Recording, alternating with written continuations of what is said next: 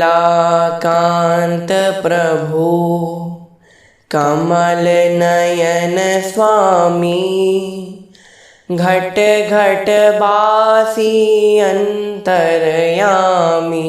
हाँ हाँ हाँ, नारायण दीन दयाल, जय जगदीश हरि। हरि हरते जन की पीर, जय जगदीश हरि। जय जय नारायण नारायण नारायण, जय जय नारायण नारायण नारायण। सियावर रामचंद्र भगवान की जय, भक्तवत्सल भगवान की जय, महर्षि वाल्मीकि भगवान की जय। तो यहाँ पर हमने पिछले भाग में जाना कि कैसे श्री विश्वामित्र जी श्री राम तथा श्री लक्ष्मण जी को अपने वंश के बारे में बताते हैं। यहाँ पर विश्वामित्र जी वर्णन करते हैं कि भाई कुश जी के पुत्र हुए कुशनाभ, उनकी कन्याएं हुई 100।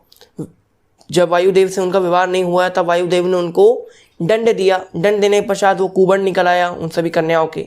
इसके पश्चात उनका विवाह हुआ ब्रह्मदत्त ऋषि से। जब विवाह हो गया तब उन सारी कन्याएं अच्छी हो गई, स्वस्थ हो गई। स्वस्थ होने के पश्चात वो 100 कन्याएं ब्रह्मदत्त ऋषि के साथ विदा हो गई। यहाँ पर जो राजा थे अपने आप को बहुत अकेला महसूस करने लगते हैं। यहाँ पर राजा जो है वो पुत्रेष्टि यज्ञ करते हैं, अश्वमेध यज्ञ करते हैं, पुत्रेष्टि यज्ञ करते हैं। और यज्ञ करने के पश्चात ऐसा विचार करते हैं कि अब मुझे पुत्र अवश्य प्राप्त होगा। यहाँ पर अब आगे कौन कौन से चरित्र होते हैं तो आइए आज की कथा में हम ये जानेंगे। तो आइए आज की कथा को आरंभ करते हैं।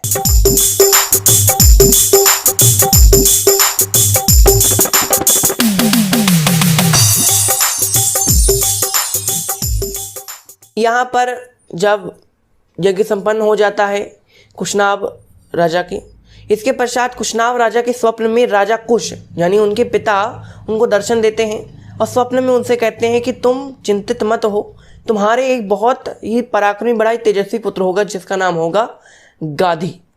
गाधी नाम का तुम्हारे एक बड़ा ही पराक्रमी बड़ा ही तेजस्वी पुत्र होगा, तो तुम चिंतित मत हो। यहाँ पर उन्होंने कहा ठीक है। इसके पश्चात यहाँ पर कई दिन बीत जाते हैं।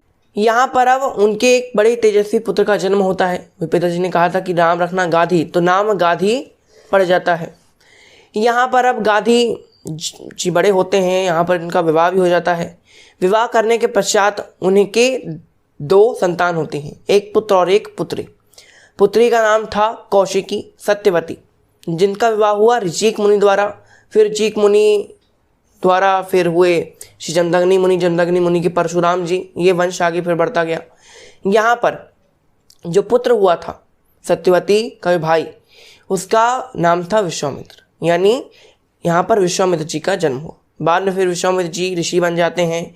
आगे कथाएं हैं उनके बारे में हम आगे जानेंगे। तो यहाँ पर जो विश्वामित्र जी है राम जी से कहते हैं कि राम, मैंने अपने संपूर्ण कुल का यानी श्री कुश जी से लेकर विश्वामित्र तक का वर्णन मैंने तुमसे कर दिया है। यहाँ पर विश्वामित्र जी कहते हैं कि मेरी भाई एक बहन भी थी जिसका नाम है सत्यवती। ऋषि मुनि से उसका विवाह हो गया। बाद में वो एक नदी बन जाती है जिसका नाम था कौशिकी, जो हिमालय में बहती है।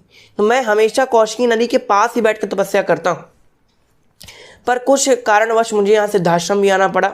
तो यहाँ पर मैं अपनी बहन से, अपनी कौशिकी नाम की नदी से विदा लेकर आया हूँ। उनसे कहकर आया हूँ कि जैसे ही मेरा ये काम यहाँ का समाप्त हो जाएगा मैं दोबारा आपके सानिध्य में रहूँगा। यहाँ पर अब विश्वामित्र जी अपने पूरे कुल का वर्णन श्री राम जी से कर दे। इसके पश्चात अब यहाँ पर अपनी यात्रा को दोबारा आरंभ करते हैं। ये सारी कथा सुनाते सुनाते रात बीत गई। रात बिताने के बाद सुबह का दिन आ गया, दिन बीत गया पूरा, दोबारा रात आ गई। यहाँ रात आ गई, उसके पश्चात दोबारा फिर जब दिन आता है दोबारा, यहाँ पर अब विश्वामित्र जी कहते हैं कि चलो राम, अब हम आगे की यात्रा में प्रवेश करेंगे, यानी अब हम आगे की यात्रा को अग्रसर होते हैं, हम आगे चलते हैं। यहाँ पर अब राम जी पहुँचते हैं गंगा नदी के तट पर।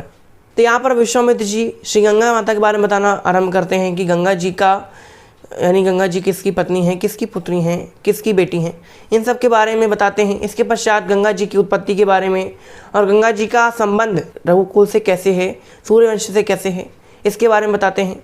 तो यहाँ पर हम अगले सत्र में ये सब जानेंगे। तो आज की कथा को हम यहीं विराम देते हैं। आज के लिए बस इतना ही। आपको बहुत बहुत धन्यवाद। घर पर रहिए, सेफ रहिए, मुस्कुराते रहिए। जय श्री राम।